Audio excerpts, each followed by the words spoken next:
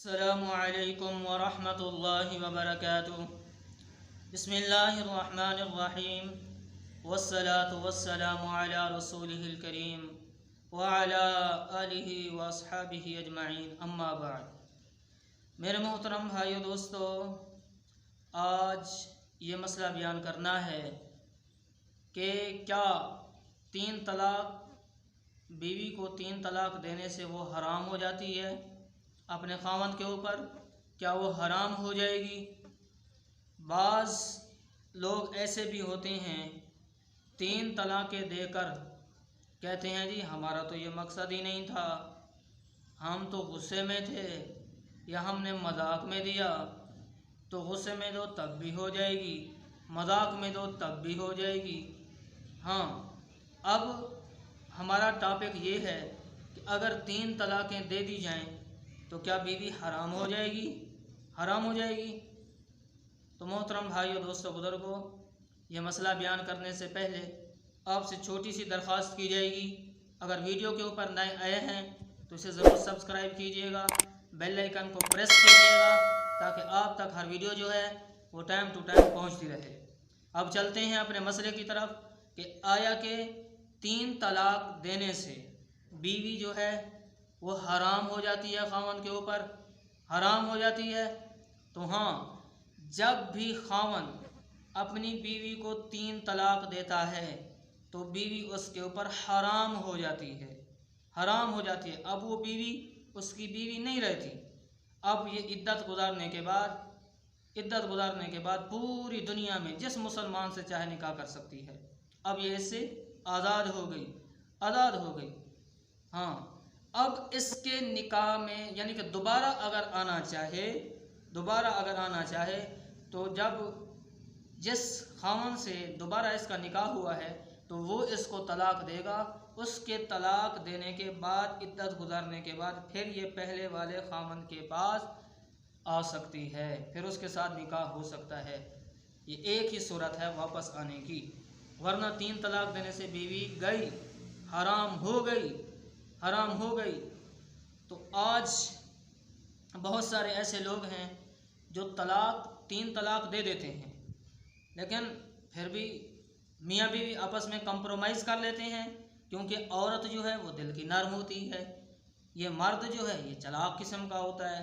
तो वो उसे जो है वरगला कर और उसे कहते हैं, ओ जी मुझसे गुस्सा हो गया था और मैं नाराज़गी में दे बैठा, मेरा मकसद ये नहीं था, आपको छोड़ना नहीं था। तो लिहाजा बीवी तो उसके ऊपर हराम हो गई है। हाँ, अगर ये आपस में दोनों कंप्रोमाइज़ कर लेंगे तो दोनों हराम खाएंगे,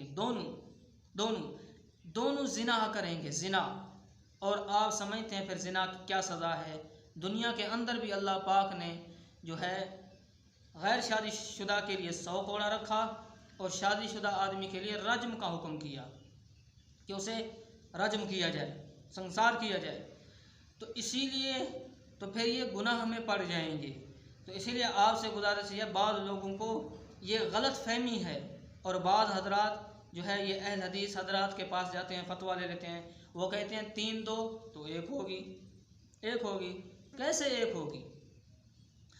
एक होगी? मिसाल के तौर पर अगर किसी आदमी को, अगर ऐसे आपको बात समझ में नहीं आएगी, अगर किसी आदमी को 3 थप्पड़ लगाए जाएं, तमाचे लगाए जाएं और फिर उसे कहा जाए कि हमने तुझे 3 लगाए हैं लेकिन तुमने एक गिनना है, तो वो एक गिनेगा? वो कहेगा नहीं, मुझे 3 लगे हैं। तो लिहाजा जब 3 तलाक़ें दे दी जाती हैं तो बीवी हराम हो जाती है और मियाँ बीवी का आपस में कोई ताल्लुक़ कायम नहीं रहता। हाँ, वापस अगर ये इसके निकाह में आना चाहे, हत्ता तनकिहा ज़ौजन गैरा, हत्ता कि उसका निकाह इद्दत गुजारने के बाद किसी और मर्द से किया जाएगा। अगर वो मर्द जो है खुशी से छोड़ दे, उसे तलाक दे दे, तब ये पहले वाले खावंद के पास आ सकती है। तो इस्लाम ने एक जो है रास्ता बताया है, बस एक रास्ता बताया है, तो इससे इज्तनाब करो। बाज़ लोग गुस्से में दे देते हैं, तुम्हें क्या है, थोड़े खाया करो ये गर्म चीज़ें, समोसे पकौड़े, तुम्हारा दिमाग हर वक्त ख़राब रहता है। बात बात के ऊपर तलाक दे देना, फिर सारी ज़िंदगी पछतावा, बच्चे जो है वो बेचारे परेशान, उनकी भी ज़िंदगियां बर्बाद हो जाती हैं, घर उजड़ जाते हैं। एक बीवी को तलाक होती है, घर का घर तबाह हो जाता है। काफ़ी लोग सुने जिन्होंने तलाक दे दी, गुस्से के अंदर जलाल आया था, दे दी, लेकिन बाद में पछताए और ना बीवी उनकी बनी ना बच्चे उनके बने, तो वो घर बर्बाद हो गया और वो मेंटली अपसेट हो गए और उनका ये नुकसान हुआ। तलाक देना बहुत बड़ा गुनाह है, इससे बचो, क्योंकि अल्लाह पाक ने घर बसाने की तरगीब फरमाई है, घर उजाड़ने की तरगीब नहीं दी, घर उजाड़ने की। हाँ, अल्लाह पाक ने ये सूरत तब रखी है तलाक की कि जब निभा ना होने पाए, मर्द का नहीं हो सकता या बीवी का नहीं हो सकता, तो अल्लाह पाक ने फिर ये आसानी पैदा की कि वो जो है अपनी ज़िंदगी तबाह ना करते फिरें। तो फिर सूरत रखी है कि तलाक जो है औरत खावंद से मुतालबा कर सकती है अगर उसका निभा नहीं हो रहा, और खावंद का अगर नहीं हो रहा, औरत बद चलन है, उसके कब्ज़े कंट्रोल में नहीं आ रही, तो फरमाया वो भी फिर तलाक दे सकता है अगर ज़रूरत पड़ जाए। वैसे देनी नहीं चाहिए, बहुत बुरा जो है ये अमल है, बहुत बुरा अमल है, तो इससे बचना चाहिए। घर तबाह हो जाते हैं छोटी छोटी बातों के ऊपर। आज हमारे माशरे के अंदर, हमारे इलाके के अंदर ये रिवाज बन चुका है, छोटी छोटी बातों के ऊपर तलाक देना, फिर पछताना कि ओ जी हम तो यूँ कर बैठे, ओ जी हमसे तो गुस्से में ये हो गया, फिर ये हो गया, वो हो गया, फिर उम्र भर का पछतावा रहता है। तो इन चीज़ों से बचा करें।